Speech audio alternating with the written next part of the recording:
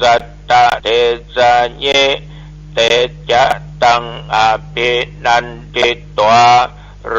คามุจจิงสุตังคะเนเตนะสัจจะวัชเชนะโสติเตโหตุสัพพทาเอกทาธรรมราชาปิเกลัญเยนะปิปิริโตจุนตเถเรนะตัญเยวะพระนาเปตัวนะสาทะรังสัมโมติตวะจะอาภาธาตัมหาวุธาสิธานะโสเอเตนะสัจจวัชเชนะโสติเตโหตุสัพพทาปะอินาเตจะอาภาธาตินนันนัมปิมะเอสินังมัคคะอัตตกิเลสาวะปัตตานุปติธรรมตังเอเตนะสัจจวัชเชนะโสติเตโหตุสัพพทาภวตุสัพพมังคะลังรักขันตุสัพพเทวตาสัพพพุทธานุภาเวนะสัทธาโสทิภวันตุเตภวตุสัพพมังคะลังรักขันตุสัพพเทวตาสัพพธัมมานุภาเวนะสัทธาโสทิภวันตุเตภวตุสัพพมังคะลังรักขันตุสัพพเทวตาสัพพสังฆานุภาเวนะสัทธาโสทิภ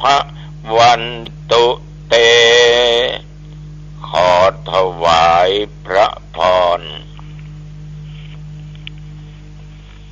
กรมอุตุเปิ้นได้ประกาศบอกเตือนว่าพี่น้องทั้งหลาย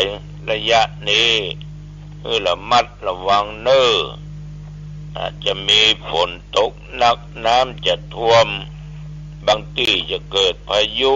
นอกจะไปประมาทแต่ว่าเที่ยวบริเวณวัดหนองตองและใกล้เคียงนี้บ่มีรายงานว่าฝนตกตั้งแต่ตะวันมาถึงปัจจุบันนี้นะแล้วก็ลมก็ไม่แห้งอากาศก็ยังอบอ้าวอยู่ปัจจุบันบัดเดี๋ยวนี้อุณหภูมิอยู่ที่25 องศาพ่อแม่พี่น้องศรัทธาญาติโยมท่านผู้ฟังทั้งหลายตะวันนี้ฉันเข้าแล้วคือเข้าง่ายนะสัก10 โมงเนี่ยอาตมาก็ได้ออกจากวัดไป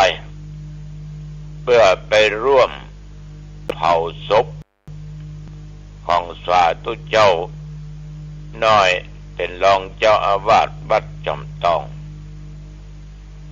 ที่ท่านได้ถึงแก่มรณภาพคือตายไปเมื่อ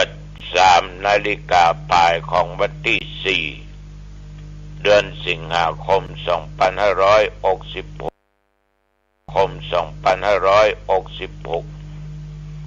เพิ่งก็ตั้งร่างกายของท่านนะบำเพ็ญกุศลที่วัดเป็นเวลา10 คืน 10 วันแต่ว่านี่ก็ไปประชุมพึงเผากันต่อมาก็ไปฉันเป็นดินนะคือว่าง่ายๆนะเป็นนั่งกินข้าวที่หั่น ก็ได้พบได้ปะญาติโยมบอกว่าศรัทธาไก่ทั้งที่หูจักบ่หูจักเพิ่นก็พากันไปมากหน้าหลายตาแต่ว่าก็มีญาติมีโยมทั้งหลายมานั่งอู้กันที่ศาลานั่นนะก็มาร่วมบุญร่วมกุศลกับอาตมาภาพ ในการจัดซื้อหาเครื่องมือการแพทย์เครื่องช่วยหายใจเอาไว้ห้อง ICU ของโรงพยาบาลหางดงซึ่งห้องยามันหมีดังที่บอกญาติโยมนั่นเนาะเป็นไผเจ็บนักป่วยนักเอาห่อไปห่อนมาเดี๋ยวก็ไปสิ้นจีวายกลางตากลางตางหน้าสังเวชโทรไปห้องยานั้นก็ว่างไปห้องยานั้นก็เตียงว่างญาติโยมก็เอาคนป่วยนะไปตายกลางตากลางตางโดยเหตุเนี้ยก็จึงกับโยมหมอว่าเราจะต้องมีห้อง ICU ก็ตกลงกัน8เตียงเป็นเงินถึงหมดอยู่9 ล้านกว่าบาทนะก็มีญาติโยมที่มาร่วมบุญร่วมกุศลสืบต่อชีวิตแก่เพื่อนมนุษย์ตัวกันเนาะหลายท่านหลายคนซึ่งอาตมาภาพก็ต้องขออนุโมทนาปูชาน้ำจิตน้ำใจของญาติของโยมทั้งหลายอนุโมทนาต่อคุณพงษ์ณรินทร์ใจพรหมมาคุณสมพรไวยโย500 กล่องบุญคุณณรงค์ชวศิลป์อธิการบดีมหาลัยน็อต100,000 กล่องบุญแม่จันหอมใจพรหมมานี่60 กล่องบุญครอบครัวจันเพ็ญปฐมเดติกุลนะบ้านหนองประทีป300 กล่องบุญป้อทินแม่สมเพาะเจาะบ้านสระปีปากกองเชียงใหม่ลูกเต้า700 กล่องบุญคุณสุพจน์คุณเอื้องไพบ้านจอมตอง5,000 กล่องบุญคุณจินดาปันติป5,000 กล่องบุญอาจารย์อำนาจสวัสดีนางสาววาสนาอ้อยบำรุงบ้านต้งจอมตอง10,000 กล่องบุญคุณทองสุขคุณอมพรปันราชาบ้านเกาะ100 กล่องบุญพ่อศรีสานุวิทย์อันนี้อโลโทรมาจากแม่ริม500 กล่องบุญนุโมทนาเนื้อป่อเนื้อนางสาวสุวพัฒน์วงลังกา1,000 กล่องบุญอันนี้ตานเป็นเจ้ากรรมนายเวรนะแล้วก็โยมฝนสายชมพูนางสาวอ้อยทิพย์ศรีวิจัยคุณนรากรวงนิตกรบ้านหมุนนะบ้านหมุนนี่นะบ้านปะเนี่ยหลังเนี่ยจะหมุนไปทุกสารทิศอันนี้ก็หอมมา1,100 กล่องบุญก็ต้องขออนุโมทนาต่อญาติต่อโยมเป็นอย่างมากญาติโยมท่านใดมีศรัทธาจะช่วยชีวิตคนก็เจริญพรแจ้งความประสงค์ได้ที่อาตมาภาพก็หมายเลขโทรศัพท์ก็0819503471หมายเลขบัญชีธนาคารกรุงไทยสาขาหางดงวัดหนองตอง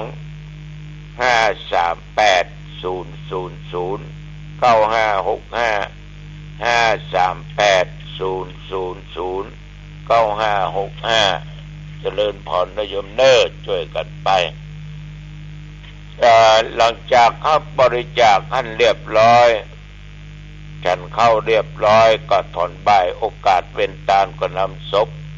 ไปสู่ที่สนามกีฬาใกล้กับพระเจ้าไปเหี้ยวที่สุดแห่งที่สุดของคนทั้งหลายญาติโยมแต่ว่าบรรยากาศนี่คนนักขนาดเป็นตัวเจ้าน้อยตัวเจ้ารองนะคนนักตัวเจ้าก็หลายเน้นก็หลายศรัทธาก็นักเพราะใดญาติโยมเพราะว่าตัวเจ้าน้อยตัวเนี้ยมีชีวิตอยู่นั้นก็เป็นที่ปึ้งอิงของศรัทธาญาติโยมเป็นตัวเจ้านักพัฒนาเปิ้นกำลังเรียนปริญญาโท ที่มจรเชียงใหม่เขานิยมมาจากไปด้วยเหตุประกับการดังที่กล่าวฉะนั้นคนนักก็หมายความว่าคนเราเมื่ออยู่ด้วยกันเนี้ยได้สร้างคุณค่าได้สร้างคุณงามความดีแก่กันและกันเมื่อจากไปความอารมณ์อะไรก็ตึงหามันก็เกิดขึ้นมีศรัทธาเกิดขึ้นได้ยินตุเจ้าเปิ้นอู้ฟังว่าเอาหลวงพ่อตุตัวนี้เขาฮักมันเขาฮักมันขนาดสังฆทานเป็นโมกี้10สั่งฮับหมดถึงยอดถึงสังถึงผ้าถึงประสาทถึงล่องใส่ศพมีก็คนรู้จะเอากันเอาก็ถามว่าประสาทเท่าใดนะ35,000เหมาะเหมือนกันได้ตุแต่ตุลุงบ่เอาเนอะลุงบ่ค่อยได้ เหมือนห้อง ICU นี่เพิ่มปรารถนาไปนอนเนาะ